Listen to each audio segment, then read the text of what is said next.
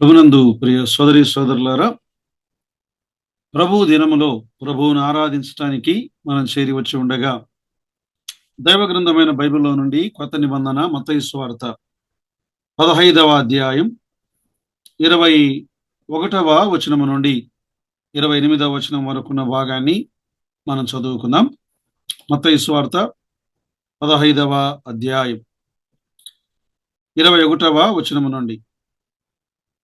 యేసు అక్కడ నుండి బయలుదేరి తూరు సీదోనుల ప్రాంతములకు వెళ్ళగా, ఇదిగో ఆ ప్రాంతముల నుండి కనాను స్త్రీ ఒకటి వచ్చి, ప్రభువా, దావీదు కుమారుడా, నన్ను కరుణింపుము, నా కుమార్తె దయ్యము పట్టి బహు బాధపడుచున్నదని కేకలు వేసెను.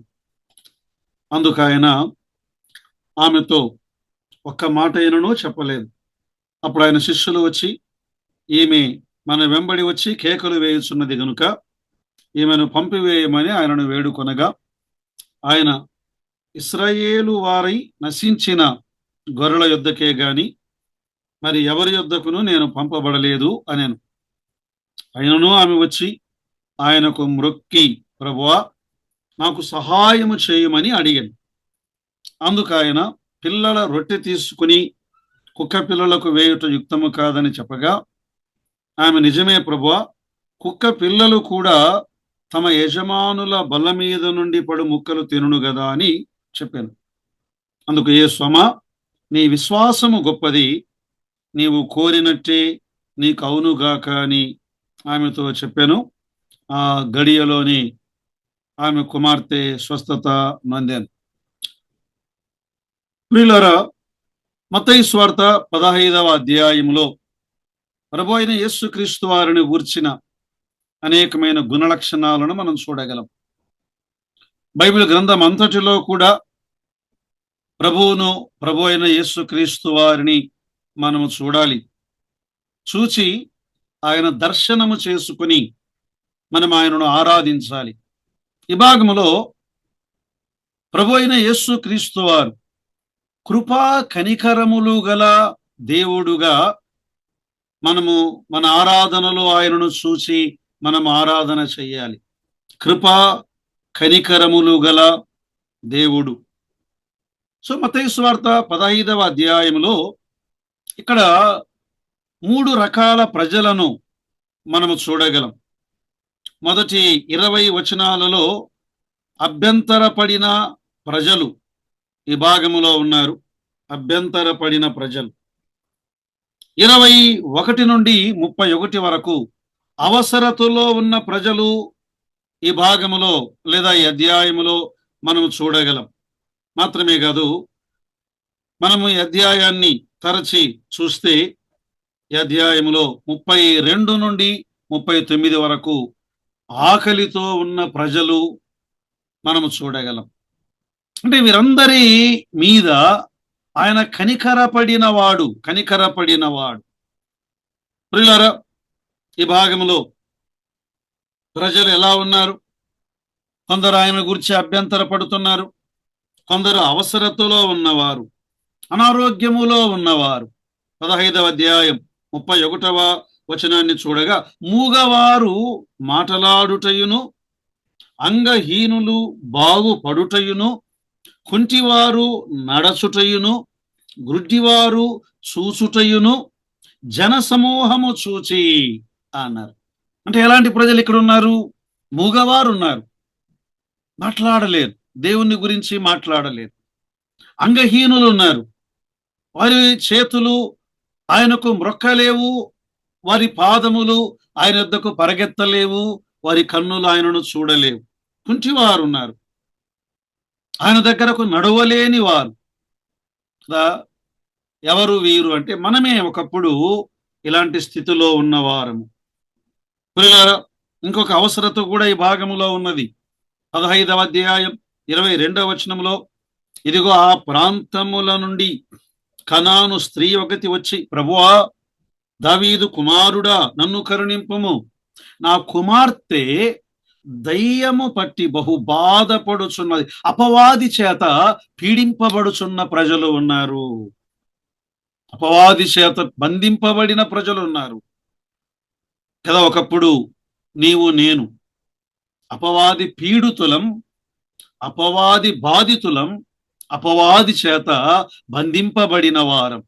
యోహాను సువార్త 8:44లో మీరు మీ తండ్రి యొక్క అపవాది సంబంధులు, మీ తండ్రి దురాశలు నెరవేర్చగోరుచున్నారు.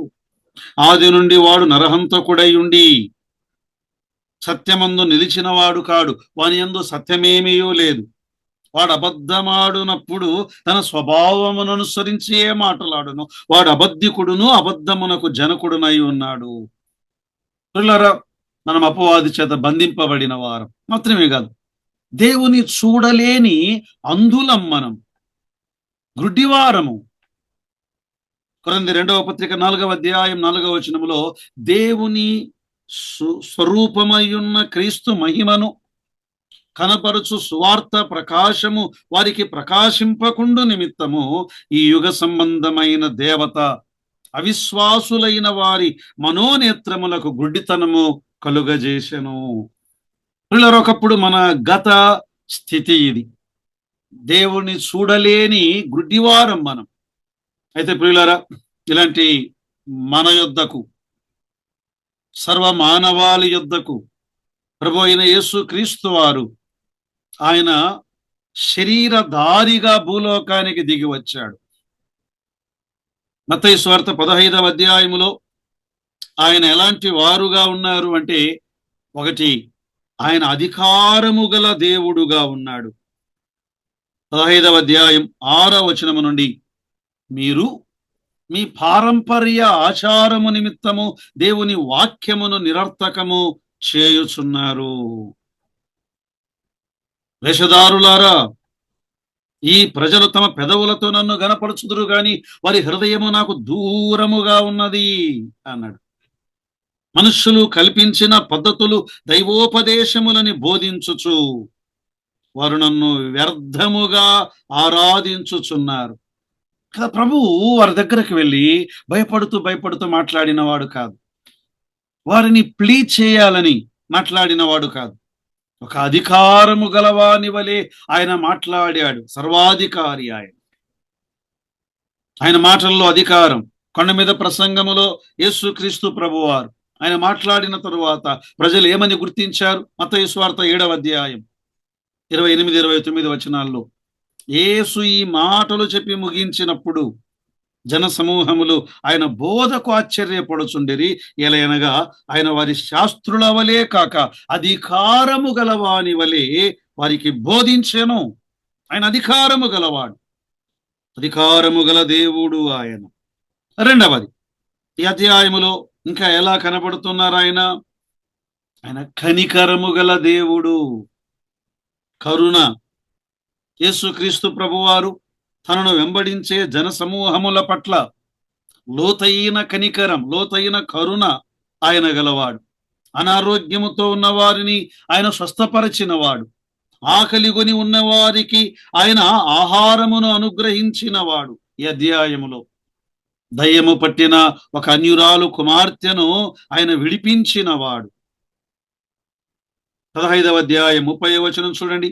బహుజన సమూహములు ఆయన యొద్దకు కుంటివారు, గుడ్డివారు, మూగవారు, అంగహీనులు మొదలైన అనేకులను తీసుకొని వచ్చి ఆయన పాదముల యొద్ద పడవేసిరి. ఆయన వారిని స్వస్థపరచెను. యేసుక్రీస్తు ప్రభువారు వారి అవసరముల నిమిత్తమై ఆయన కనికరపడ్డాడు. వారిని చూచి కనికరపడిన దేవుడు ఆయన. 32వ వచనం చూడండి. 15వ అధ్యాయం. అంతట యేసు తన శిష్యులను పిలిచి, ఈ జనులు నేటికి 3 దినముల నుండి నా యొద్దనున్నారు, వారికి తిననేమియూ లేదు గనుక నేను వారి మీద కనికరపడుచున్నాను. కనికరము గల దేవుడు ఆయన. నిజమే, మరి కానాను స్త్రీ ఆయన యొద్దకు రాగా కనికరము లేని వాని వలె మాట్లాడాడే ఆయన అన్నట్లుగా ఉందా? అన్నట్లే ఉంది, కానీ దాని ఆంతర్యం ఏమిటి? మత్తయి సువార్త 15వ అధ్యాయం 22వ వచనములో, ఇదిగో ఆ ప్రాంతముల నుండి కనాను స్త్రీ ఒకటి వచ్చి, ప్రభువా, దావీదు కుమారుడా, నన్ను కరుణింపుము. నా కుమార్తె దయ్యము పట్టి బహు బాధపడుచున్నదని కేకలు వేశాను. ప్రియులారా, ఈ కనాను స్త్రీ యూదురాలు కాదు, కానీ ఏమంటుందామె? దావీదు కుమారుడా, ప్రభువా. ఆయనను ప్రభువని, దేవుడని అంగీకరించింది. దావీదు కుమారుడు అని సంబోధించింది. యూదులు ఎలా విశ్వసిస్తున్నారు వారికంటే ఎక్కువగా ఆమె విశ్వసించింది.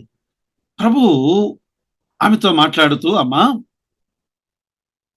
పిల్లల కొరకు నేను వచ్చాను, యూదుల కొరకు నేను వచ్చాను. ఈ పిల్లల రొట్టె తీసుకుని కుక్క పిల్లలకు వేయుట అది ఎలా? అమ్మా, నేను కాదు, యూదులు అంటున్నారు నిన్ను కుక్క పిల్లని. అంటే ఆమె ఆఖరికి, ప్రభువా, నేను కుక్క పిల్లని.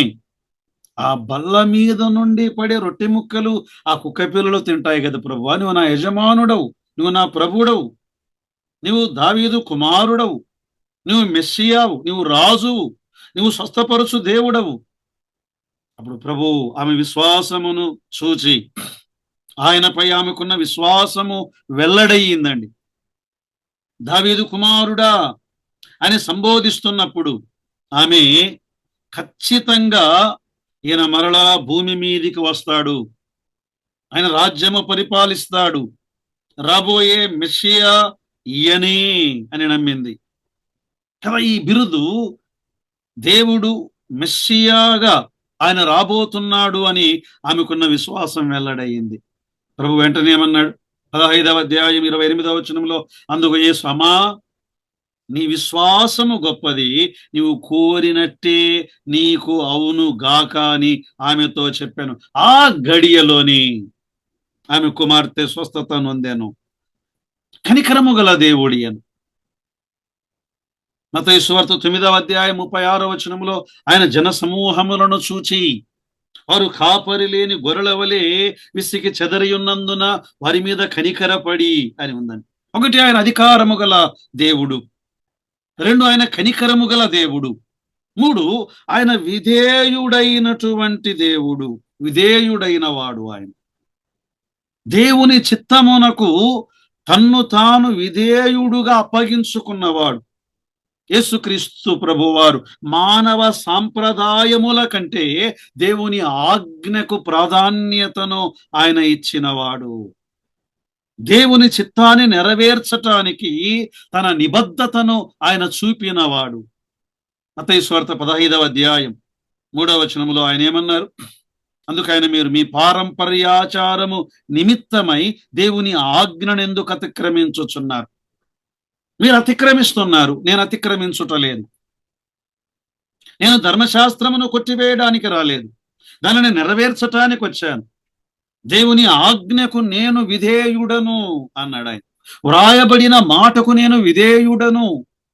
హెబ్రీ పత్రిక 10వ అధ్యాయం 5, 6, 7 వచనాల్లో ఏమని రాయబడి ఉందండి?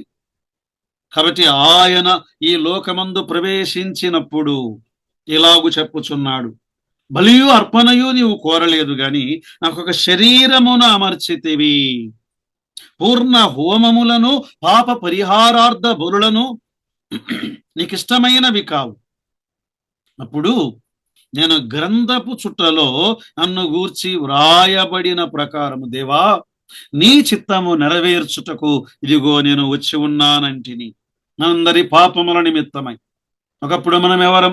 అంగహీనులం, అవిటివారం, చెవిటివారం, మూగవారం, గుడ్డివారం, కుంటివారం, అవయవ లోపములు గలవారం, అపవాది చేత పీడింపబడిన వారం, పాపమును బట్టి అగ్నిగుండమునకు సరిపోయిన వారం. కానీ ఆయన గ్రంథపు చుట్టలో వ్రాయబడిన మాటకు విధేయుడై తన్ను తాను మనకు బదులుగా, మన నిమిత్తమై, సర్వ మానవాల నిమిత్తమై తన ప్రాణమును బలిగా అర్పించాడు, తన రక్తమును కార్చాడు, రక్తము ద్వారా కడిగాడు, చనిపోయిన మనలను బ్రతికించాడు.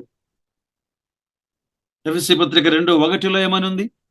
మీ అపరాధముల చేతను, పాపముల చేతను మీరు చచ్చిన వారయుండగా. ఒకప్పుడు నీవు నేను చచ్చిన వారం. ఆయన మిమ్మును క్రీస్తుతో కూడా బ్రతికించెను. అదే ఎఫెసీ పత్రిక 2:4 అయినను దేవుడు కరుణా సంపన్నుడై ఉండి మనము మన అపరాధముల చేత చచ్చిన వారమై ఉన్నప్పుడు సైతము మన ఎడల చూపిన తన మహాప్రేమ చేత మనలను క్రీస్తుతో కూడా బ్రతికించెను, బాగు చేసెను. ప్రియులారా, ప్రభువును గురించి ఇంకా అనేకమైన లక్షణాలు ఈ అధ్యాయంలో చూడగలం. ఆయన అధికారము గల దేవుడని, ఆయన కనికరము గల దేవుడని, ఆయన విధేయుడైన దేవుడని, మనలను బాగు చేసిన వాడు, మనలను బ్రతికించిన వాడు, ఇన్ని మేలులు ఆయన చేసి ఉండగా ప్రియులారా, ఆయనను ఆరాధించకెలా ఉండగలం? ఆయనను ఆరాధించుటకు, మన జిహ్వాఫలమును అర్పించుటకు పరిశుద్ధాత్మ దేవుడు మనకు సహాయము దయచేయునుగాక. ఆమేన్.